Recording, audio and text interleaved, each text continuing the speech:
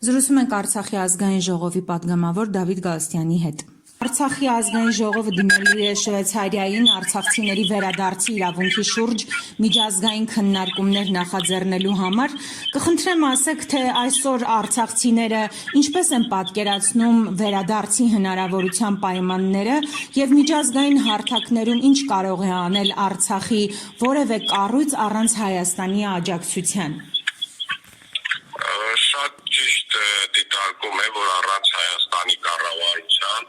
շատ քիչ բան, կարելի է ասել շատ չնչին բան կարող է անել Արցախի ցանկացած կառույց, բայց հաշվի առնելով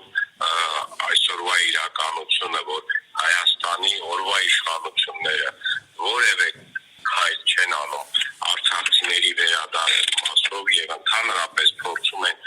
փակել Արցախի թեման, եւ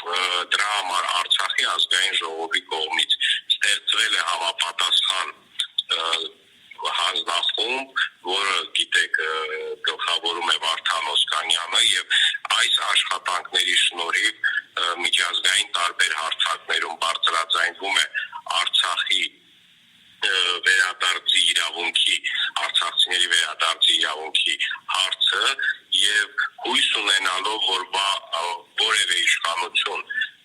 հավերժ չէ եւ մի օր գալու է ազգային մտածելակերպով իշխանություններ, որպեսզի կարողանան որոշակի հիմքեր ունենան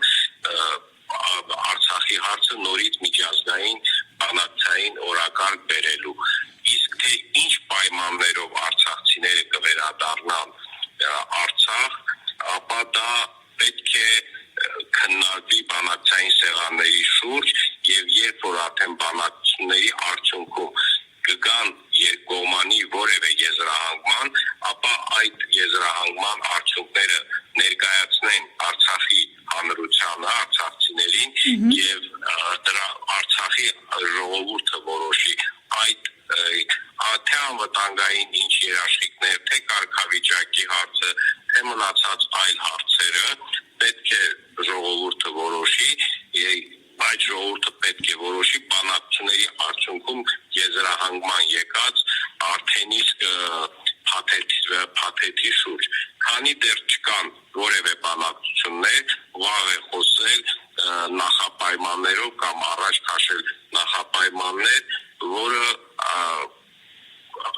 անհիմն է, քանի որ նորից եմ կրկնում, չկան բանակցությունների սեղանին այսօր նման հարց։ Մեր բոլոր ջանքերը միտված են, որ միջազգային օրակարգ բերել արցախցիների վերադարձի հարցը եւ այնտեղ քննարկել արդեն այդ մնացած բոլոր պայմանները։ Պարոն Գալստյան, եւ եւս մեկ հարց, օրինակ գերիների հարցով իշխանությունները մեկ ասում են, որ հարցին ձեռք չտանք, մեկ էլ շատ հաճախ ասվում է, որ արվում են քայլեր, բայց դրանք հրապարակման ենթակա չեն։ Հիմա այս հարցում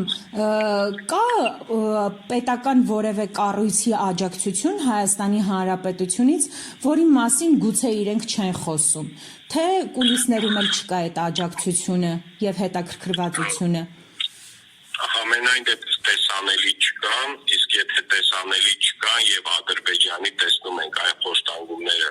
կապված մեր ռազմաքաղաքական գերիների նկատմամբ եւ արձագանքը օրվա իշխանություններին ոչ միայն գերիների հարցով, այլ ընդհանրապես կապված Ադրբեջանի կողմից ոտնձգությունների լկտի հայտարարությունների մասով համապատասխան արձագանք երբևիցե արդեն 20 թվականից հետո տեսել ենք, որ Հայաստանի իշխանությունները չեն տալիս եւ կեղծ թեզ են հորինել, իբր թե եթե մենք գնում ենք խաղաղության, ապա պետք է մենք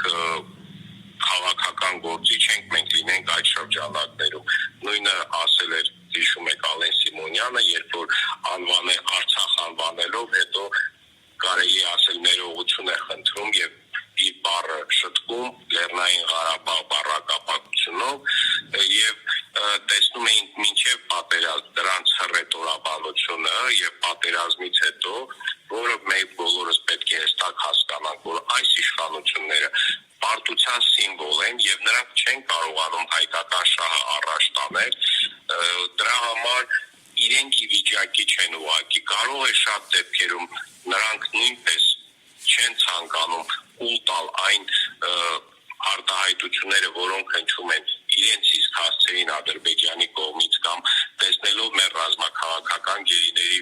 վիճակը փորձ կուզե կցանկանային ինչ որ բան ասել, բայց ես համոզված եմ, որ այդ մարդիկ, ովքեր գտնվում են Բաքվում, այս իշխանության համար ոչ ցանկալի մարդիկ են, որ գտնվեն Հայաստանում, դրա համար են իրենք Բաքվում եւ մնացած բոլոր հարցերում լինելով պարտության սիմվոլ չեն կարողանում համարժեք պատասխան տալ Ադրբեջանին։ Այդ ամենը փորձում են փաթեթավորել, իբր մեր խոսելը կարող է վնասել իրենց մեղքը թեթևացնելու համար։